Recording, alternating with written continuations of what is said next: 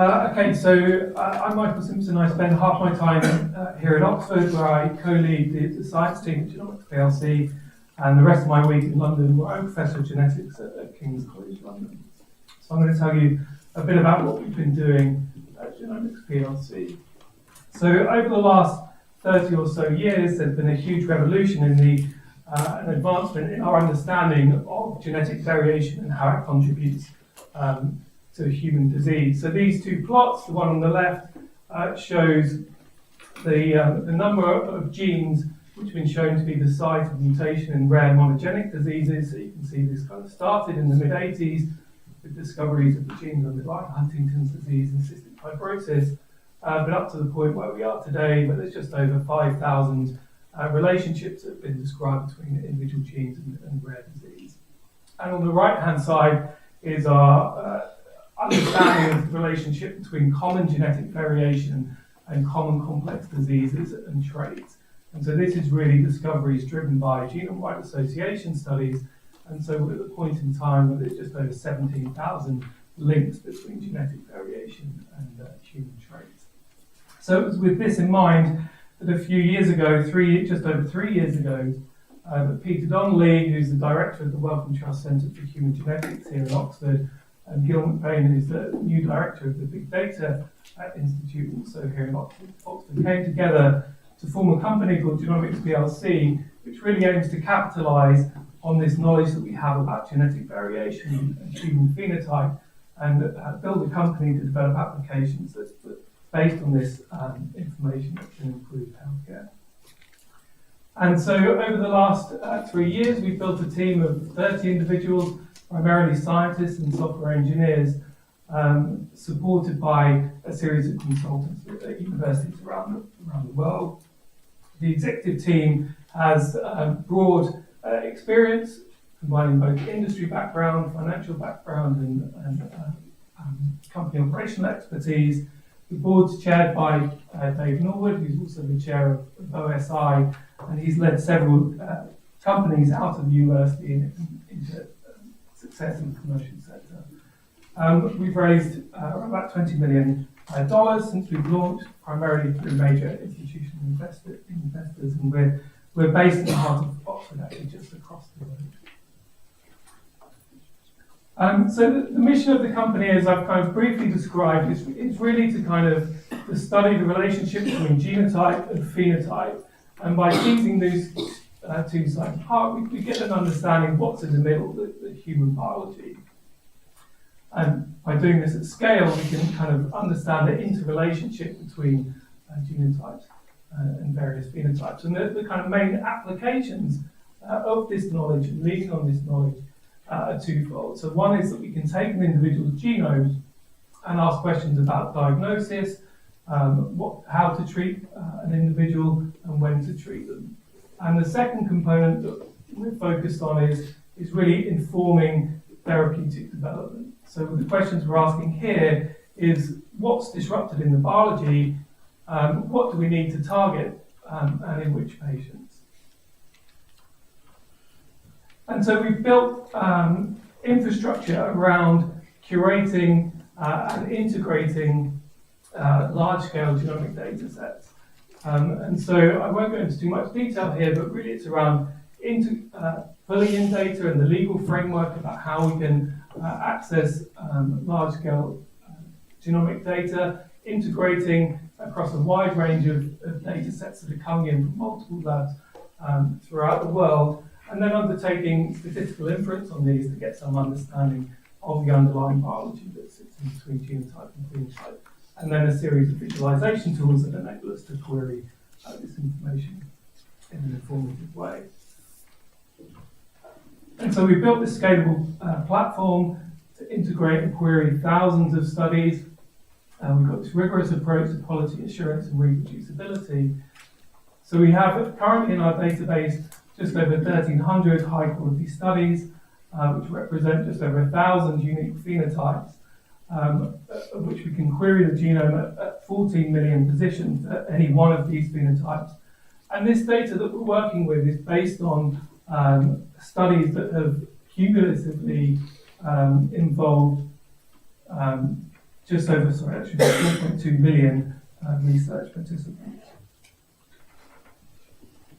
So having all this data lined up and in a single location can give us some insight into the genetic basis of disease. So this is a plot which shows chromosome by chromosome, essentially the phenotypic activity of genetic variation across those chromosomes. So 2.6% of variants which are common in the population are associated with one or more diseases or traits.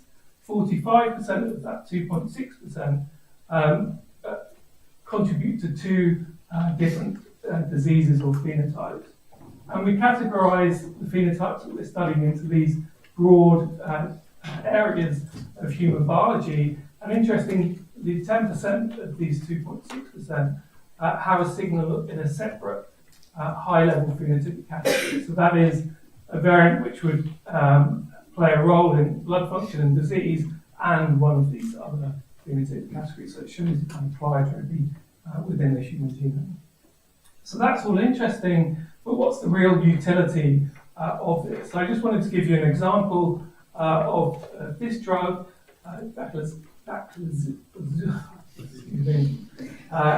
Baclizumab, which is a therapeutic humanized monoclonal antibody, and it's been approved for treatment in adults with relapsing forms of multiple sclerosis. And its mechanism of action is through inhibition of the interleukin-2 receptor alpha chain, which is a protein encoded by the IL-2RA gene. So what does genetics tell us about the target and this drug? So what we know from rare disease studies is that biallelic loss of function mutations in this gene cause a rare recessive immunodeficiency. So this is reassuring. We want this drug, multiple sclerosis. In multiple sclerosis, we want to essentially suppress the immune system. So targeting the protein which is encoded by this drug will be suppressing the activity of this gene. And so in individuals who don't have a function copy of this gene, their immune system is suppressed. So that's quite interesting, but only 3 individuals have been reported with these this biallelic loss of function mutations in this gene. So what can we learn from studying from our database?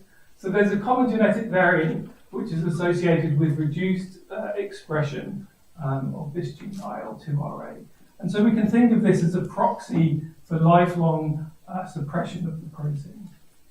So now we have this information, we can look and see what else can we learn about people who have this kind of lifelong IL-2RA suppression. So the first thing which is reassuring is that they, in 3 studies that we have in our database, these individuals have, with the IL-2RA reducing allele, so individuals who have reduced expression of that gene have a reduced risk of developing multiple sclerosis. So we can think about this as target validation. So suppression of this gene, reduced expression of this gene, reduces your risk of developing multiple sclerosis.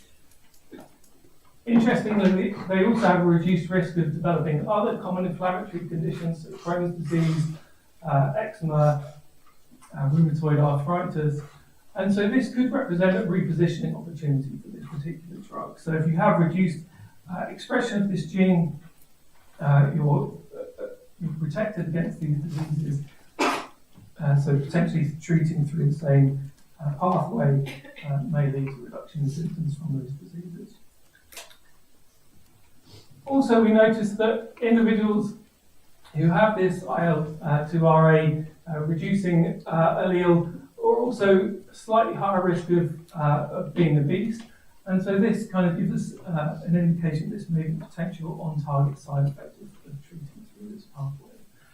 And so this is just a kind of a sample of the phenotypes that we can look at. Actually, this list, for any genetic variant, we can look at 1,300 different phenotypes and traits for any particular allele. So how are we applying this technology? So we're the analysis partner for the Genomics England Gene Consortium, which is a consortium of pharmaceutical partners who are working with Genomics England to try and establish how they extract the maximum value from that data set. We're also the analysis partner for a pilot study undertaken by something called the Genomics Research Consortium, which is a consortium of 10 pharmaceutical companies who are aiming to accelerate genomic analysis in large biobanks. And our variant calling tools, which are one part of our platform, have been deployed by part of the Regeneron Genetics Center's large-scale exome sequencing program in the US. We've also had 4 partnerships with individual pharmaceutical companies where we've been providing recommendations of how to improve decision-making in their R&D pipelines around the use of genetic data for target validation, target discovery, anticipation of these on-target safety issues, potential repositioning opportunities that I've described, and patient stratification and trial design optimization. So I just want to wrap up there really and summarize. So genomics has a huge potential to transform healthcare, and really the transformational ability of it is through providing this clearer understanding of our inherited variation in human biology in both health and disease. And so, as part of Genomics Plc, we've compiled the largest database in the world focused on human genetic variation and its effect on disease susceptibility and other measurable phenotypic traits. And we've developed a broad range of analytical tools which sits on top of this database to generate comprehensive insights around the interpretation of an individual's genome, which I haven't really described today, but also the generation and evaluation of therapeutic hypotheses. So, thank you.